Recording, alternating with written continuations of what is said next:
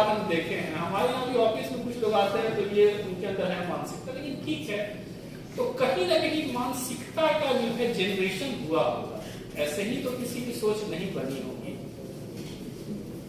हम सब लोग जानते हैं कि इंग्लिश भाषा कहीं ना कहीं तो खैर गुलामी का प्रतीक है, भले हम लोग बहुत आइडियल बातें मतलब रख दें और ये रखते हैं, लेकिन कहीं ना कहीं एक चीज तो है कि यदि हम लोग जो है गुलाम नहीं होते तो संभवतः हम लोग इंग्लिश उतने अच्छे से सो कॉल्ड हम लोग इलीट नहीं कहलाते। क्या जब देश जो है उस समय दौर था कि जब इंग्लिश में ही लोगों को शिक्षा दी जाने लगी, और फिर शिक्षा नीति पे पूरा जो है मतलब इसका जो है डिबेट चला है, मतलब ब्रिटिश शिक्षा नीति जब आई और उसके बाद कुछ भारतीय मतलब विद्वानों ने भी फर्स्ट टाइम को याद है कि 1868 में फर्स्ट टाइम ये बात उठी थी, और एक संस्था थी आर्य समाधि संभवतः सबसे फर्स्ट टाइम इस पॉइंट को उठाया था, उसने भारतीय संस्कृति की बात की थी, उसने हिंदी की बात की थी, और फर्स्ट टाइम 1868 में ये पॉइंट उठा था कि हिंदी को जो है हम लोग को जो है सरकारी लैंग्वेज के रूप में या फिर सरकारी नौकरियों में जो है रखा जाना चाहिए। खैर उसका लंबा इतिहास और हिंदी का इतिहास देखेंगे तो आप लोग को बिल्कुल स्पष्ट होगा। मेरा सिर्फ स्टूडेंट से आग्रह है जो यहाँ पे है मतलब हमारे साथ छात्र लोग, कि एक बार इंटरनेट पे जाकर के हिंदी का इतिहास जरूर पढ़ना, तुम लोग बहुत अच्छी बातें देखने को मतलब प्राप्त होगी। और जब देश आजाद हुआ उस समय में एक बहुत बड़ी समस्या थी कि हम लोग ऑफिशियल लैंग्वेज किसको रखें, और अभी का रिसर्च आई थी 97 या फिर मतलब 98 में एक सर्वेक्षण हुआ था, और उसमें ये पॉइंट आया था कि अभी भी भारत में 100 में 66 लोग जो है हिंदी बोलते हैं, और समझिए कि इंग्लिश इतनी हावी हो चुकी है कि हम भी 66 बोलते हैं। ये भी इंग्लिश का ही वर्ड है क्या? ये मतलब इंग्लिश का हम लोग के अंदर भी आ चुका है। 77 लोग 100 में जो है वो जो है हिंदी को समझ सकते हैं, 77 लोग हिंदी को समझ सकते हैं, तो 100 की आबादी 100 की आबादी पूरे देश में है, 77 लोग हिंदी को समझ सकते हैं। तो ये तो हिंदी का इंपॉर्टेंस है, और बार बार जितने स्वतंत्रता सेनानी जो थे बार बार इस बात को मतलब जो है रखते थे कि देश को यदि आपको एक सूत्र में जोड़ना है तो आपको हिंदी ही एक माध्यम, और हम लोग उस समय तक इसको नहीं दे पाएंगे जब तक कि इसको हम लोग शिक्षा से रोजगार से नहीं जोड़ पाएंगे। आपकी जितने भी उच्च स्तरीय मतलब बुक्स हैं, या फिर जैसे यूपीएससी एग्जाम की बात करें, यूपीएससी में भी जितना देखिएगा रैंकर्स है टॉप 1 to 15, 10, 10 टाइप का जो है वो सब आपको जो है इंग्लिश माध्यम का ही मिलेगा।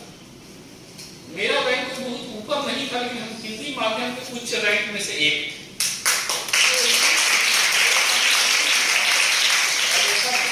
बताया शेखर ने बताई होगा, स्कूलिंग तो खैर पूरा जो है इंग्लिश माध्यम से ही हुआ है, मेरा संपूर्णतः हिंदी माध्यम से हुआ।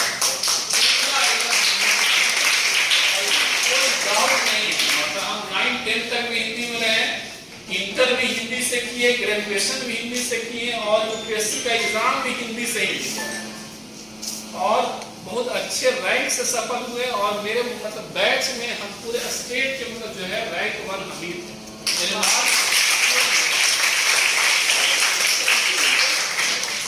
ऐसा कोई लोग सोचता है कि हिंदी में अवसर नहीं है या फिर हिंदी से स्टडी करते हैं तो समस्याएं, तो ऐसा भी नहीं है। उसका लाइव एग्जाम्पल तो हम आपके सामने हैं बैठे हुए, कि मेरा कोई इंग्लिश से कोई लगाव नहीं है, मेरा कोई रुझान नहीं है। हाँ इतना जानते हैं कि समझ सके, कई बार कुछ 2-4 लाइन तो बोलना होगा वो भी कर लेंगे, लेकिन मेरा अभी भी फर्स्ट लव जो है हिंदी ही है, और हिंदी से भी सब कुछ हासिल आपके द्वारा हो सकता है।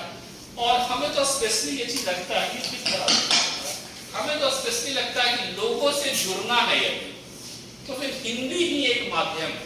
लेकिन ठीक है, आप जैसा डीसी साहब ने शुरुआत में अपनी बातों को रखा कि सबसे शुरुआत में 14 सितंबर 1949 को राजभाषा के रूप में हिंदी को स्वीकार किया गया था। तो उसी समय से, उस समय से नहीं, अराउंड 4 इयर्स बाद से ये जो है हिंदी दिवस सेलिब्रेट होने लगा।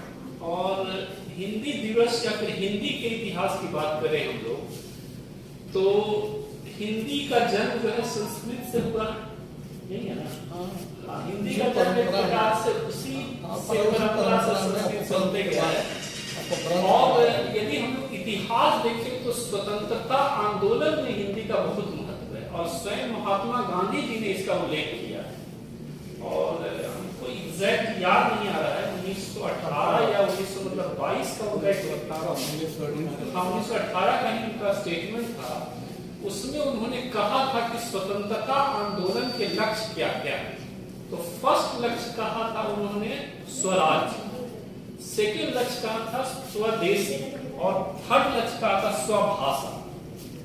तो स्वराज तो 1947 में हम लोगों ने हासिल कर लिया। स्वदेशी के रास्ते में हम लोग हैं, यद्यपि कि हम लोग संपूर्ण रूप से स्वदेशी को प्राप्त नहीं कर पाए, लेकिन स्वतंत्रता आंदोलन का ये भी एक लक्ष्य था। स्वभाषा के क्षेत्र में हम लोग जो है बहुत पीछे हैं। और उसका एक सिंपल एग्जांपल हम लोग देखते हैं कि कभी भी सो कॉल्ड हाई फाई जगहों पे जब हम लोग जाते हैं, सो कॉल्ड, आप हवाई अड्डा पे जाइए या फिर कोई मतलब मॉल में जाइए, तो लोग मतलब इंग्लिश बोलने को अपना बहुत बड़ा शान समझते हैं। सो कॉल्ड इलीट क्लास जो है, सो कॉल्ड इलीट क्लास, उसको हिंदी भी आता रहेगा तो लेकिन बात करेगा इंग्लिश में। ये चीज देखेंगे नहीं आप लोग? इसको मतलब स्टूडेंट्स लोग ज्यादा अच्छा से समझ सकते हैं कि उसको हिंदी आता रहेगा लेकिन वो इंग्लिश शुरुआत में 2 लाइन जरूर बोलेगा दिखाने के लिए कि हम बहुत इलीट है, और उसके बाद धीरे धीरे पता चला कि वो हिंदी तो अपने आप ही गाएगा। ये भी एक बात हम देखे हैं। हमारे यहाँ भी ऑफिस में कुछ लोग आते हैं तो ये उनके अंदर है मानसिकता, लेकिन ठीक है। तो कहीं ना कहीं मानसिकता का जो है जनरेशन हुआ होगा, ऐसे ही तो किसी की सोच नहीं बनी होगी। हम सब लोग जानते हैं कि इंग्लिश भाषा कहीं ना कहीं तो खैर गुलामी का प्रतीक है। भले हम लोग बहुत आइडियल बातें मतलब रखते हैं और ये रखते हैं, लेकिन कहीं ना कहीं एक चीज तो है कि यदि हम लोग जो है गुलाम नहीं होते तो संभवतः हम लोग इंग्लिश उतने अच्छे से